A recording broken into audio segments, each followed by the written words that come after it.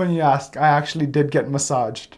I went to a massage therapist and they, worked on my back and um, I try to do exercises and I try to do it in the mirror. I just kind of looked really funny. I didn't really look, you just try to move your face and the thing is you can't move it. That's what it comes down to. But I know people try to do massages, people try to massage your face, people try to like eat healthier, which the point is you want your body to be as healthy as it can be so that it has a higher chance of healing itself. I think that's what the general concept is. Well, you just basically try to smile. You just try to smile really big, and because if not, you kind of look like this. You're just like, you're not really smiling. And so you just try to move your face. You try to blink your eyes. You try to move your forehead. You just try to move your lips around like that. Those are kind of some of the exercises you can do. And just kind of like massaging your head like that. Just moving the muscles and moving the blood in your face around. But they don't really know if that helps or not.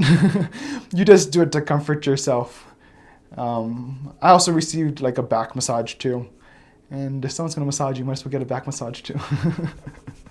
It's basically the lesson. I don't think so. From my experience, I was probably, most of the symptoms were gone in like 2.5 to 3 weeks, but it was like a whole month before I was really able to move my face. And then for a long time after that, even though I did massage my face and I also did take the steroids, that whenever I would get super tired, my face would still droop, which was kind of weird.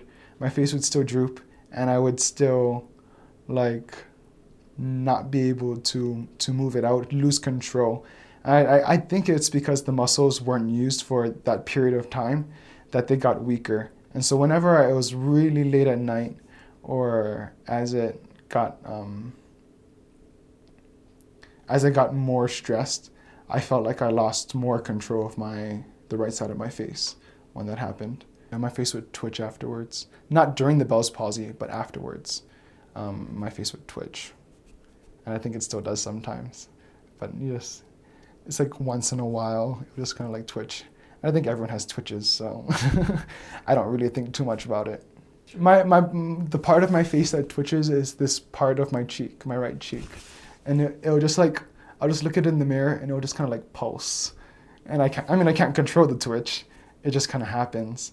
And I don't remember that happening before I had Bell's palsy. And it still happens today. Probably the last time it happened was probably like 3 weeks ago when I just stared in the mirror and watched it kind of like pulse a little bit. But other than that, it hasn't happened in 3 weeks, and it might not happen for another month, and when it does happen, it's just for a very short period of time, maybe like a minute, maybe max.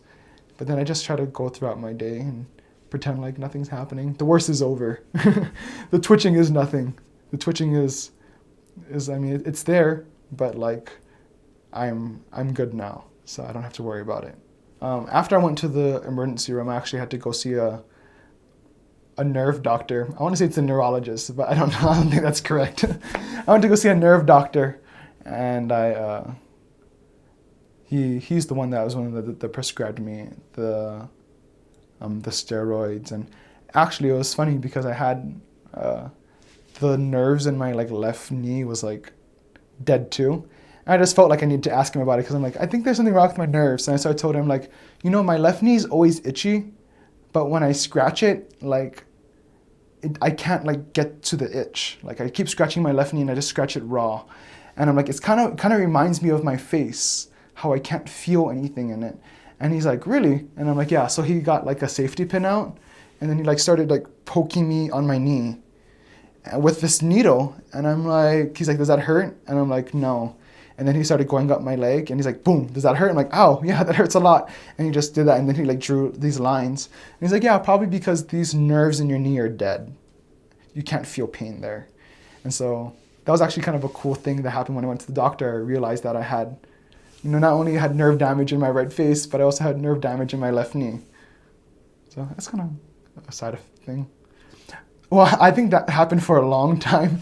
I remember it from like the age of like probably 14, like scratching my knee and not being able to get to the itch. And I still don't think I can get to that itch. It's still kind of itchy sometimes. And it doesn't, I mean, it's not itchy. It is itchy. I don't understand the science too well. But I'll scratch it sometimes and I'm just kind of like, it feels like I'm scratching leather kind of a thing. Like I'm scratching like the top of it, but it's not helping me feel any relief at all. It's kind of frustrating. But that was kind of like some of the good things about Bell's palsy that I found out what was wrong with my left knee. Funny story, not funny story, but I got Bell's palsy, what month was it? May, May of 2012. And then I went to college and I came back in December of 2012 for Christmas to visit my family. And my dad's like, I can still tell that you had Bell's palsy. Your face still doesn't look the same. And I was like, I thought it was good. I thought it was great. But then, when I look at pictures, I'm like, yeah, definitely wasn't the same. And then as I thought about that, I realized that I wasn't fully healed yet. And sometimes I don't even think I'm still fully healed yet. I think my right side of my face does lag a little bit compared to the left side of my face. But no one will be able to tell except me.